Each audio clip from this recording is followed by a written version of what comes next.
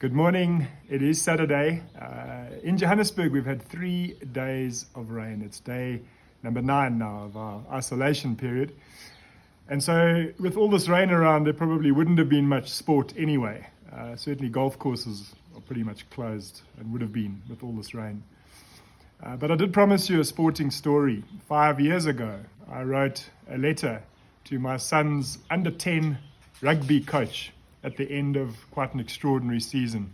The story is in the letter, and I will post the letter as usual on the page. Of course, it's entitled, Dear Coach. I write this reflection as a very proud parent and even more ardent supporter of a team full of pride. A few short weeks ago, our boys only had some television footage to observe. They had some heroes to attempt to emulate, and a few snippets of largely outdated and irrelevant advice from a smattering of fathers, uncles, the odd cousin or older brother. Today they stand together as an undefeated team, having faced much larger opposition from much bigger schools. Under 10 may not be the biggest and most important year of their lives, but it is so far. And it is with that in mind that I write. As coach, you have taught them how to win and how to draw, and we all know the rarity of enjoying an undefeated run.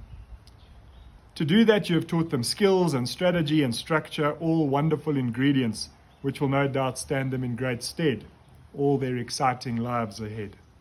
But I want to say thank you for teaching them something else, something far more valuable than all the rest combined. In a word, it's character. And no amount of winning will ever give us that. When a new member of the team pulls off a try-saving tackle, he walks a little taller. And when a player backs himself to go blind and dives into the corner, he realizes that it was the previous disciplines to structure which allowed him success. When a boy learns that there is as much glory in the pass which created the try as the try itself, then he learns the value of service. And our world is crying out for service.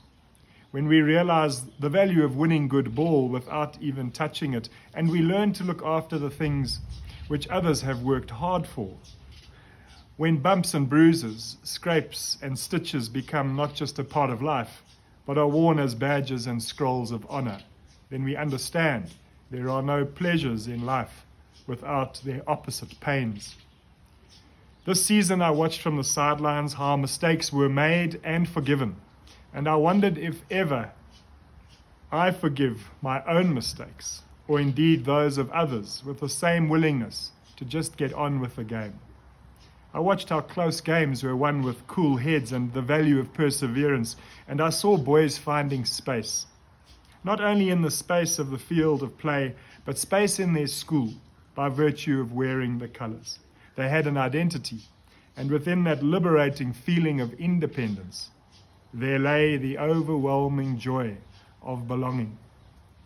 When the games were blown, along with our nerves and the touchlines trampled by pent-up parents with nibbled nails, we saw 2 rows of young men seemingly taller each week line up to shake hands.